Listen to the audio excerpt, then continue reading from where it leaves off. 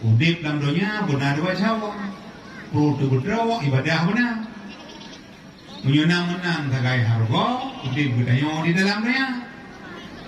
Perut ibu bijak doang. Akhirat ibadah kurang. Indomie pita pejo. Upi pita je. Kuno fuboh pita bedah. Yang kejit dia melakai bala. Yang kejit kau manteng yang galak melakai bala. Yang kau bersayang oleh Allah.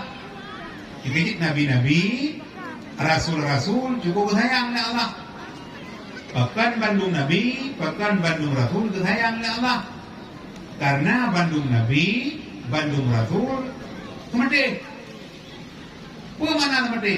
Pua yang diu oleh Allah bekerja, yang ditang dengai hana dawa-dawa kalau kadang. Idenya bele diu oleh Allah diu lemar macam dawa. Kahe gehoi lemar macam kelewat. Nak kerja ni lah. Pura-pura nak kerja dengan. Apa lagi gehoi oleh Allah? Kebiasaan gehoi oleh Allah. Allahu Akbar, Allahu Akbar. Gehoi oleh Allah. Kurang biasa macam.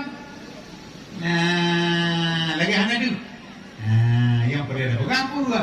Yang kejit katanya baru sayang Allah. Konteks udip tanyo belage konteks udip rasul. Rasul cukup gak konteks. Hana dawa-dawa. Dah hana potan-potan ni. Di rumah. Sehingga nabi-nabi yang tengah bersemayam mendengar. Contoh Nabi Sulaiman. Nabi Sulaiman tungkat gini pajuh dia kecil. Yang ban kau mendengar itu bro buat. Yang mana pun nabi-nabi bandung cinta kepada agama Allah. Anak berotai bekal. Kini tengok juga balong toh nabi yang berotai. Anak. Toh nabi yang kuat. Anak. Toh nabi yang bawa fitnah. Ikonya saya kabungah kaki apa fitnah. Anak. Yang menang nabi-nabi hana mati betin.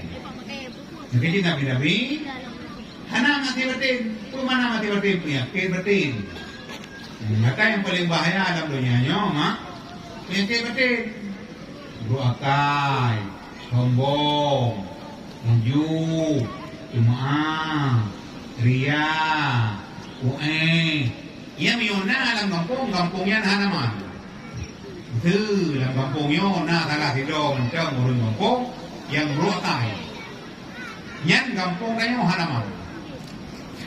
Tala tido ahli kampung yo na yang ba fitnah. Nyan kampung yo selamanya hanaman.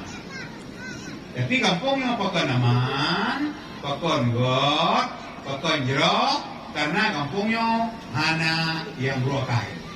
Karena dalam kampung yo hana mati betin.